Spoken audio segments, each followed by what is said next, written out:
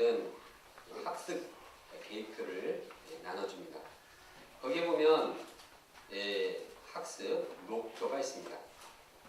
학습 목표라는 것은 한 학기 동안 수강을 하면 얻게 될 것이 무엇인지를 말해주는 것입니다. 그래서 학생들이 이 수업에 대해서 기대를 가지고 또 방향을 잡고 준비하도록 하는 것입니다.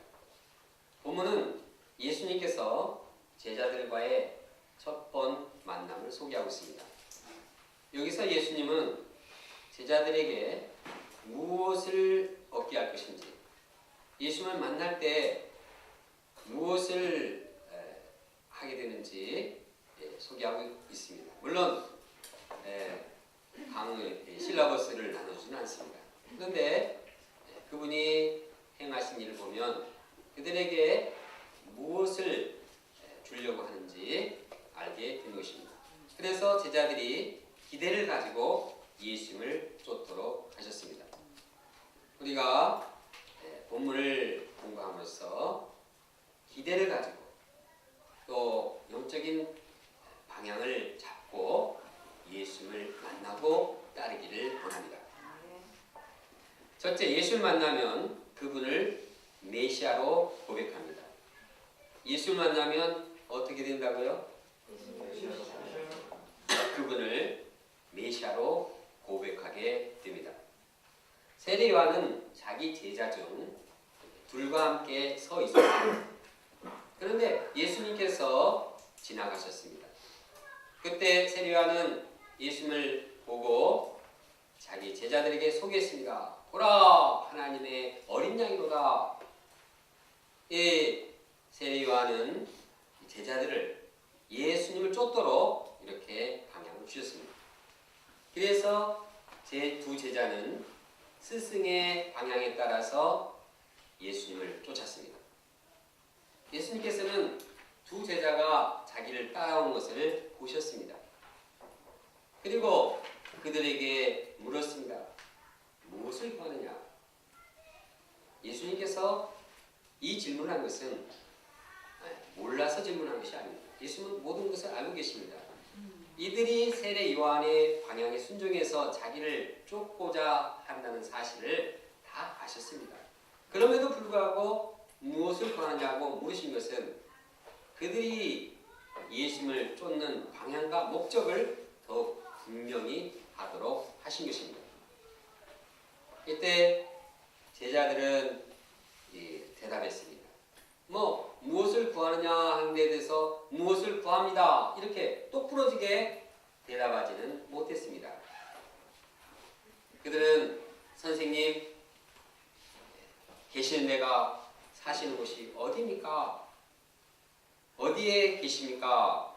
이렇게 물었습니다. 이것은 그들의 하는 말을 보면 예수님이 사는 곳을 알고 싶고 예수님과 함께 거하고 싶다는 그러한 소원이 담겨져 있습니다. 예수님은 그들의 마음을 아시고 대답해 주셨습니다. 와서 보라. 예수님은 직접 자신을 열어놓고 초청하셨습니다. 예수님을 그대로 이제 보고 체험하고 알도록 하셨습니다. 그래서 예수님이 계신 곳을 그대로 따라오도록 했습니다. 그들은 예수님이 계신 데를 찾아가 그날 함께 그곳에서 지냈습니다. 그때가 오후 4시쯤 되었습니다. 그리고 그날 밤에 예수님과 대화도 하고 말씀도 들었습니다. 그러자 안드레는, 두 제자 중 안드레는 예수님에 대해서 새로운 사실을 깊이 영접하게 되었습니다. 그것은 예수님을 메시아로 고백한 것입니다.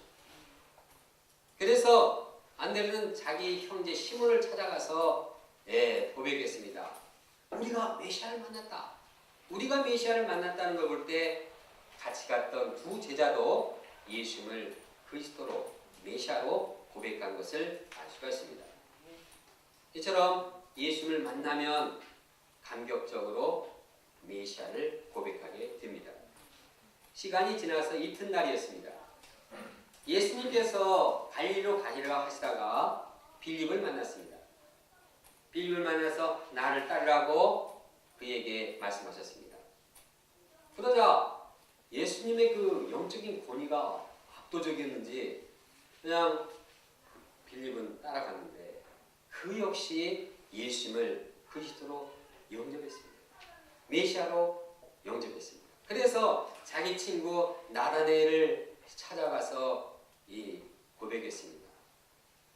모세가 율법에 기록하였고 여러 선지자가 기록한 그 일을 우리가 만났으니 요셉의 아들 나사렛 예수니라. 나다나엘도 역시 예수님을 만나고 그리스도 메시아로 영접하게 되었습니다. 한편 나다나엘은 빌립의 이러한 말을 듣고 처음에는 예수님에 대해서 부정적인 반응을 보였습니다. 왜냐하면 나다나엘 빌립이 한 말 가운데는 이 메시아를 나사렛과 연결해서 말했기 때문입니다. 나다나엘의 지식으로는 성경에는 어떤 구절에서도 이 메시아가 나사렛과 연결되는 그런 언급이 없습니다. 자기는 그것을 알고 있기 때문에 빌립이 나사렛 예수가 메시아다 이렇게 말할 때 받아들일 수가 없었습니다. 그래서 조롱 섞인 말로 반문했습니다. 나사렛에서 선한 것이 날 수가 있느냐? 이때 빌립은 자기 말을 무시한 이 나다나엘과 말다툼하기 쉬웠습니다. 그러나 그는 싸우지 않고 예수님께 초청했습니다. 한번 가보자. 예수님께 가보자. 이렇게 초청할 수 있었던 것은 빌립이 나다나엘을 예수님께 초청하면 나다나엘의 생각이 바뀔 것으로 확신했기 때문입니다. 그래서 이제 나다나엘이 빌립을 따라서 예수님께 왔습니다. 예수님께서는 나다나엘을 보시고 말했습니다. 보라, 이는 참으로 이스라엘 사람이로다. 그에게 간사한 것이 없도다. 예수님께서는 나다나엘을 보자마자 그 내면을 보시고 그가 참 순수한 사람이요 진실한 사람이요 간사한 것이 없다는 것을 통찰하고 말씀하셨습니다. 나다나엘은 깜짝 놀랐습니다. 아니 처음 본 사람인데 내 속마음을 어떻게 이렇게 꿰뚫어 보시는가 놀라지 않을 수 없었습니다. 그런데 예수님의 그 다음 말씀은 그를 더욱 놀라게 했습니다. 예수님은 말했습니다. 빌립이 너를 부르기 전에 네가 무화과 나무 아래 있을 때 내가 너를 보았노라. 예수님은 이 마음속 이 무슨 마음이 있는지도 아셨고 또 과거에 나다나엘이 무엇을 하셨는지 다 알고 계셨습니다. 이러한 예수님의 이 대화를 통해서 나다나엘은 그냥 무릎을 꿇지 않을 수 없었습니다. 그래서 예수님을 향해서 메시아로 고백하고 있습니다. 당신은 하나님의 아들이시오 이스라엘의 임금이로소이다. 이처럼 예수님을 인격적으로 만난 자들은 모두 다 예수님을 메시아로 고백하는 것입니다. 제자들뿐만 아니라 요한복음에는 예수님을 만난 자들이 예수님을 그리스도로 고백한 사실을 기록하고 있습니다. 사마리아 여인이 그렇습니다. 사마리아 여인 역시 예수님을 만났을 때 네가 그리스도가 아니냐 하고 고백하고 있습니다. 마리아의 형제 마르다도 예수님께 당신은 그리스도시요 하나님의 아들이라고 말하고 있습니다. 이처럼 예수님을 만난 자들은 모두 다 예수님께서 메시아 곧 그리스도심을 고백하게 되는 것입니다. 누구든지 예수님을 인격적으로 만나면 고백하는 것은 예수님은 메시아십니다. 예수님은 그리스도십니다. 이렇게 고백하는 것입니다. 그러면 예수님을 메시아로 고백한다는 그 말은 어떤 의미일까요? 메시아를 고백하는 것은 그분이 나의 구원자라는 사실을 영접하는 것입니다. 내가 해결할 수 없는 그런 문제를 해결해 주시는 바로 그 구원자의 것을 고백하는 것입니다. 우리 인간이 스스로 힘으로 할 수 없는 일들이 많이 있지만 가장 궁극적으로 우리를 불행케 하는 그 해결할 수 없는 문제는 죄 문제입니다. 죄는 인간이 해결하려고 발버둥 칠수록 더 깊은 수렁에 빠집니다. 그래서 더 괴로워합니다. 아무도 이 죄 문제를 해결할 수 없습니다. 그러나 예수님께서는 이 죄 문제를 온전히 해결해 주시는 분입니다. 그래서 세례 요한은 예수님을 보고 예수님을 증거했습니다. 보라, 세상 죄를 지고 가는 하나님의 어린 양이로다. 예수님은 죄 문제를 온전히 해결하시는 분입니다. 이 땅의 모든 죄 문제를 해결하시는 분입니다. 이 죄 문제를 해결하기 위해서 예수님께서는 십자가에 돌아가셨습니다. 예수님께서 십자가에 돌아가심으로써 이 땅의 모든 죄는 다 사해졌습니다. 우리는 이 예수님을 믿을 때 모든 죄에서 사함을 받게 되는 것입니다. 그때 우리는 하늘 나르는 듯한 그 기쁨을 누리게 되고 영혼의 자유와 행복을 누리게 되는 것입니다. 발에 밟힌 풀잎 하나가 새롭게 보입니다. 인생의 소망이 예수님께 향하게 되는 것입니다. 이처럼 예수님을 메시아로 고백한다는 것은 인생에 있어서 가장 기쁘고 중요하고 행복하고 감격스러운 일입니다.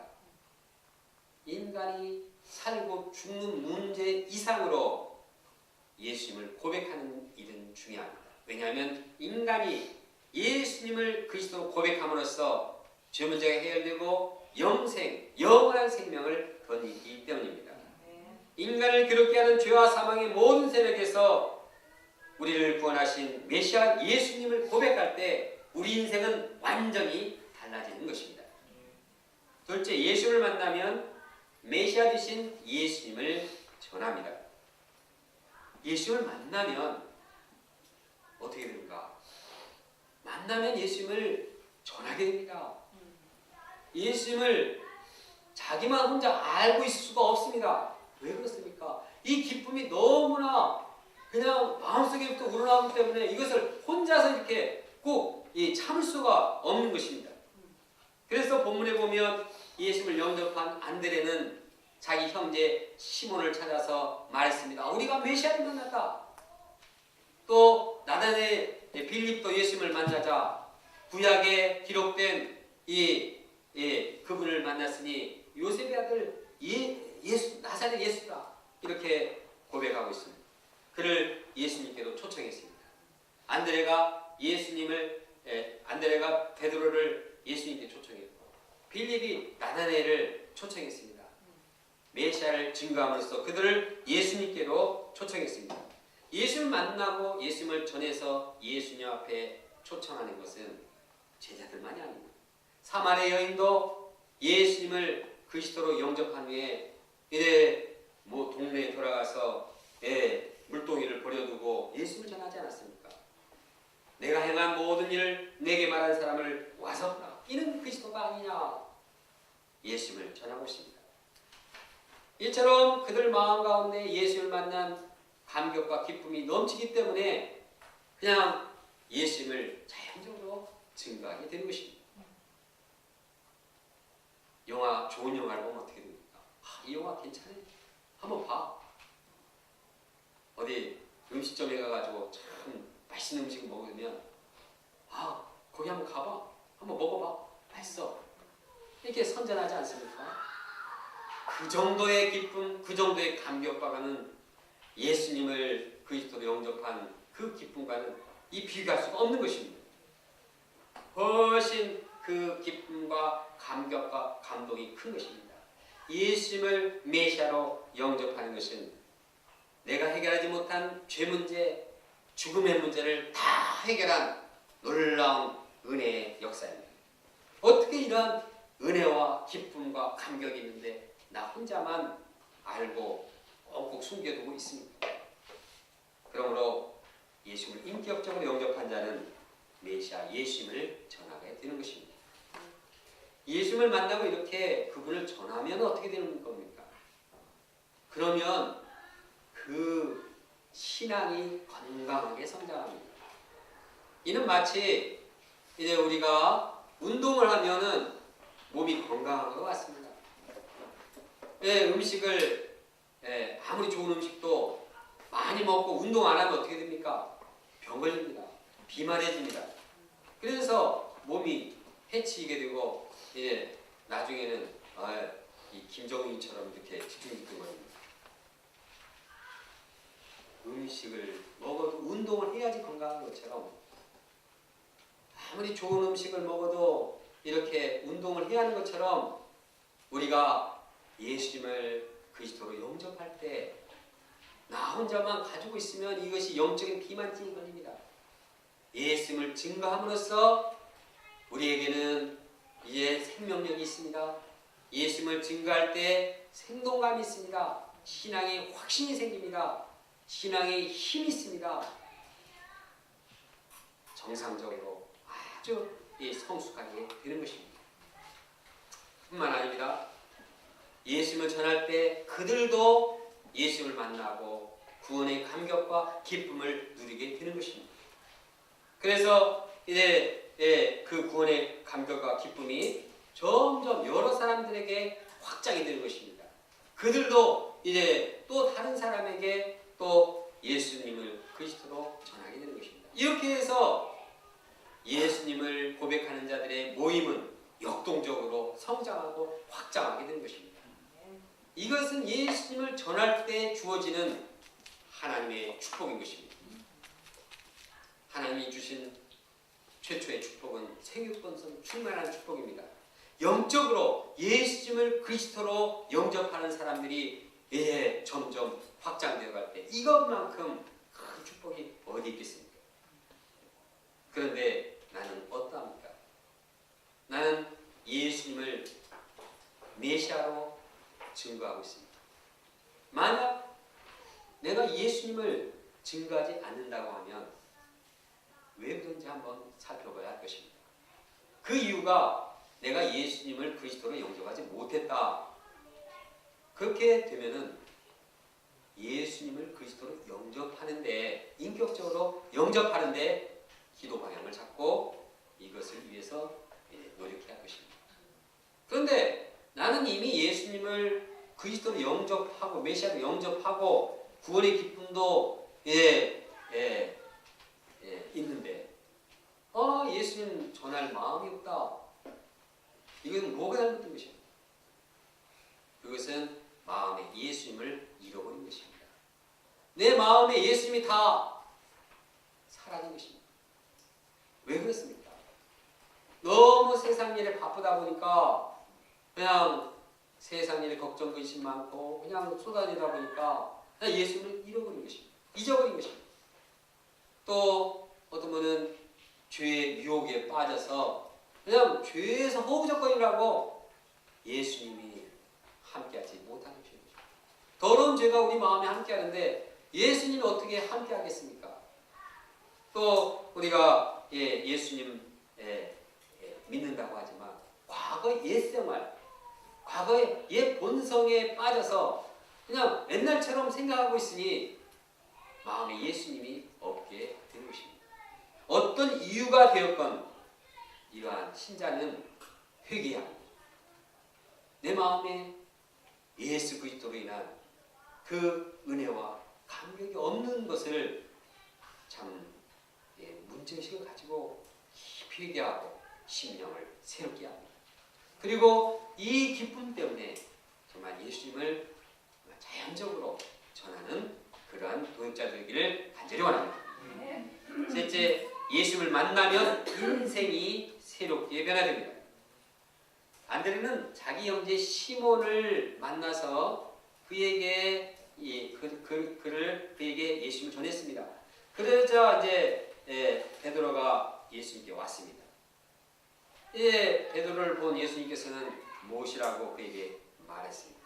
네가 요한의 아들 시몬이냐? 장차 게바가 되리라. 게바라 하리라. 예수님은 시몬의 이름을 이제 게바, 베드로라고 이제 바꿔 주셨습니다.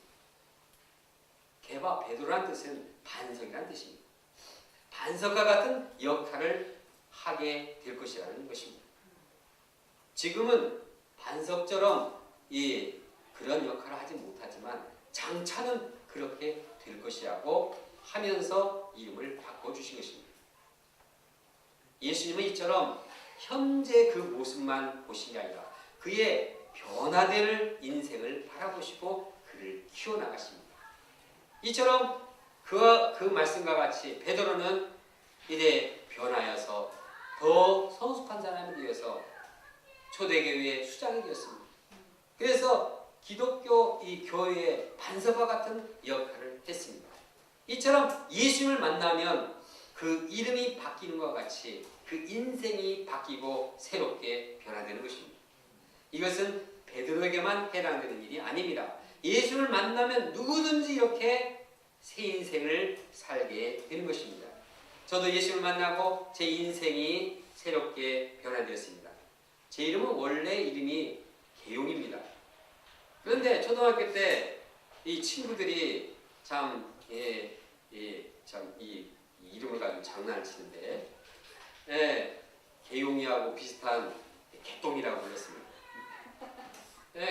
개똥아 하니까 자꾸 들을수록 내가 정말 개똥 같은가?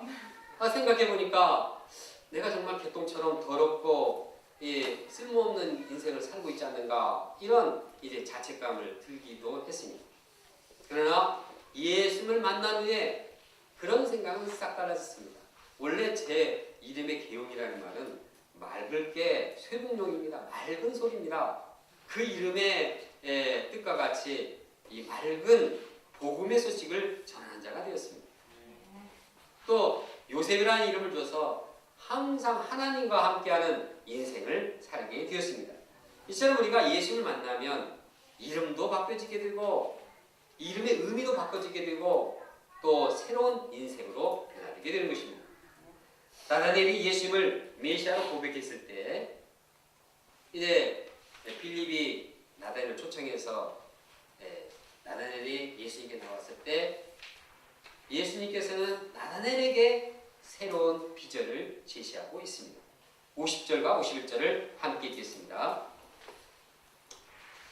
시작. 예수께서 대답하여 이르시되 내가 너를 무화과 나무 아래에서 보았다 함으로 믿느냐? 이보다 더 큰 일을 보리라. 또 이르시되 진실로 진실로 너희에게 이르노니 하늘이 열리고 하나님의 사자들이 인자에 오르락내리락 하는 것을 보리라 하십니다. 예수는 그에게 더 큰 일, 더 큰 비전을 보여줄 것을 약속하셨습니다. 그러면 그가 장차 보게 될 더 큰 일, 더 큰 비전은 무엇입니까? 이는 메시아 예수님을 통해서 이제 이루어지는 하나님의 역사입니다. 하늘이 열린다고 말하고 있습니다. 하늘이 열리고 하나님의 사자들이 인자 위에 오르락내리락 하는 것을 보이라고 했습니다. 과거에는 이 땅에 이렇게 하늘이 활짝 열리는 역사는 없었습니다. 예를 들어서 믿음의 조상 야곱은 이제 하늘의 사닥들이를 봤는데 이 사닥들이가 쫙 있는데 땅에서 하늘까지 쫙 연결이 되었습니다. 그래서 천사들이 울락내락 했습니다. 뭐 그 정도입니다. 하나님께서 그 사닥다리 제일 위에서 이제 야곱에게 약속의 말씀하셨습니다. 뭐 하늘이 열리는 사건은 뭐냐, 그냥 한두 번 그냥 꿈속에서나 있을 정도였습니다. 그러나 예수님께서 이 땅에 오심으로 인해서 이러한 이 하늘이 완전히 활짝 열리게 됐습니다. 이제 예수님의 오심으로 인해서 하늘나라가 열리고 참 하늘의 역사가 놀랍게 펼쳐지게 되었습니다. 그래서 예수님은 큰 일을 보게 될 것입니다. 요한복음은 메시아 예수님께서 행하시는 큰 일을 소개하고 있습니다. 나단에게뿐만 아니라 누구든지 예수를 만나면 이러한 새로운 비전을 보게 됩니다. 하나님 나라가 임하게 됩니다. 하나님 나라가 가까워지게 됩니다. 누구든지 예수님을 영접하고 만나기만 하면 새로운 이 영적인 광대한 세계, 영원한 세계를 바라보게 됩니다. 우리가 매구미 자매님이나 우리 현금성 형제님은 글로벌 리더로서 유학을 해서 일본뿐만 아니라 한국을, 중국뿐만 아니라 한국을 이렇게 공부하면서 시야를 넓히지 않습니까? 글로벌 리더가 되지 않습니까? 그런데 예수님을 바라보면 글로벌 리더가 아니라 유니버설 리더로 세계가 확장되는 것입니다. 전 우주를 품고 전 이 영원한 세계를 품는 그러한 사람으로 새로운 비전을 던지게 되는 것입니다. 그러므로 우리가 새봄학기에 예수님을 인격적으로 만나야겠습니다. 예수님은 지금도 우리를 초청하십니다. 와서 봐라. 와서 보면 예수님을 고백하게, 메시아를 고백하게 될 것이고 예수님을 기쁨으로 전하며 축복을 받는 인생을 살게 될 것이며 새로운 인생을 살게 될 것이다. 이렇게 약속하십니다. 어떻게 우리가 예수님께 가서 그분을 만날 수 있습니까? 예수님이 육신의 몸으로 지금은 살아있지 않은데 어떻게 예수님을 가서 볼 수가 있습니까? 예수님은 말씀을 통해서 기도를 통해서 우리와 만나주십니다. 말씀에 보면 예수님께서 행하신 일과 그분이 하신 말씀이 있습니다. 그분의 놀라운 기적이 있습니다. 이 약속의 말씀이 지금도 우리와 동일하게 살아계십니다. 예수님께서 2000년 전에 이 땅에 계신 그러한 역사가 동일하게 말씀 가운데 하신 말씀이 동일하게 지금도 이루어지고 있는 것입니다. 그래서 우리는 말씀을 공부하면서 그 예수님을 배우고 만나게 되는 것입니다. 어떤 분은 1대1을 말씀을 통해서 예수님을 인격적으로 영접하기도 합니다. 어떤 분은 말씀 메시지를 들으면서 예수님을 영접하기도 합니다. 저는 말씀 수양에서 강의를 들으면서 예수님을 영접하게 되었습니다. 어떤 분은 말씀에 기초해서 소감을 쓰면서 예수님을 영접하기도 합니다. 근데 어떤 분은 또 소감을 쓸 때는 맹맹했는데 발표하다가 갑자기 예수님을 영접하는 그러한 경우도 봤습니다. 어떤 모양이든지 우리가 말씀을 대할 때 말씀 가운데 살아계신 주님을 만나게 되는 것입니다. 이번 바이블 아카데미에 우리 재학생들에게 소감을 써서 발표하도록 한 이유도 여기 있습니다. 이것은 말씀을 묵상하면서 소감을 쓰면서 발표하는 과정 가운데서 예수님을 만나고 더 깊이 만나도록 하기 위해서입니다. 부담을 갖지 마십시오. 우리가 부담 주려고 하는 것이 아니라 예수님을 만나는 기회를 가지고 정말 새 인생을 살고 정말 변화되는 인생을 살도록 하기 위해서인 것입니다. 우리가 이렇게 말씀을 공부하고 대할 때 예수님을 만나게 됩니다. 그러나 말씀 공부하면서 모두 다 그냥 즉시 예수님을 믿었으면 얼마나 좋겠습니까? 그러나 그렇지 못합니다. 어떤 분은 바로 말씀을 영접하고 예수님을 구주로 믿습니다. 이렇게 응답하는 사람이 있는데 아주 소수입니다. 어떤 사람은 1년, 어떤 사람은 오랜 세월이 가기도 합니다. 그러나 예수님 지속적으로 말씀을 공부하다 보면 예수님을 인격적으로 영접하게 되는 것입니다. 또한 우리가 기도할 때 예수님께서 응답하시고 우리를 만나주십니다. 우리가 기도를 하면 예수님께서는 성령을 통해서 우리에게 평강을 주십니다. 우리에게 사랑을 마음 주십니다. 우리를 담대하게 하십니다. 우리 가운데 마음의 변화를 통해서 성령의 도심을 통해서 우리는 예수님을 만나게 됩니다. 또한 우리의 기도가 응답되는 것을 통해서 예수를 만납니다. 기도했는데 놀랍게 주님께서 그대로 이루어질 때 예수님은 살아계시는구나 이렇게 체험하게 되는 것입니다. 뿐만 아니라 합심기도할 때 주님께서는 우리를 만나주십니다. 마태복음에 예수님께서는 말씀하십니다. 두세 사람이 내 이름으로 모인 곳에는 나도 그들 중에 있느니라. 합심기도에서 두세 사람으로 이름으로 예수님께 기도할 때 그 중에 함께 하시겠다고 약속하셨습니다. 그러므로는 합심기도 하는 가운데 예수님을 만날 수 있습니다. 예수님의 이름으로 영적인 교제를 할 때 거기에 함께 하시는 분입니다. 이처럼 우리는 말씀과 기도, 영적인 교제를 통해서 예수님을 만나기 원합니다. 결론적으로 제자들이 예수님을 인격적으로 만날 때 이제 거기에서 얻어지는 것들이 있습니다. 가장 중요한 것은 예수님을 그리스도 메시아로 고백하는 것입니다. 그래서 우리 인생의 죄 문제, 죽음의 문제, 불행의 근본 문제를 해결하고 구원의 은혜를 누리는 것입니다. 또한 예수님을 증거하는 것입니다. 예수님을 전함으로써 내 신앙이 더욱 건강하게 성장할 뿐만 아니라 이제 이걸 통하여서 하나님께 주시는 생육 번성, 영적인 축복을 넘치게 받게 되는 것입니다. 뿐만 아니라 우리가 예수님을 메시아로 만나면 새로운 인생이 되고 변화해서 큰 비전, 큰 일을 바라보게 되는 것입니다. 광대한 세계를 바라보고 영원한 세계를 바라보고 그런 가운데 우리의 인생이 펼쳐지게 되는 것입니다.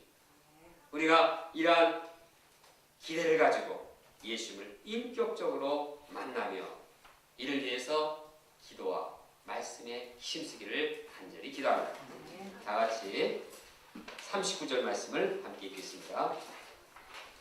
시작. 예수께서 이르시되 와서 보라. 그러므로 그들이 가서 계신 데를 보고 그날 함께 거하니 때가 10시쯤 되었더라. 기도하겠습니다.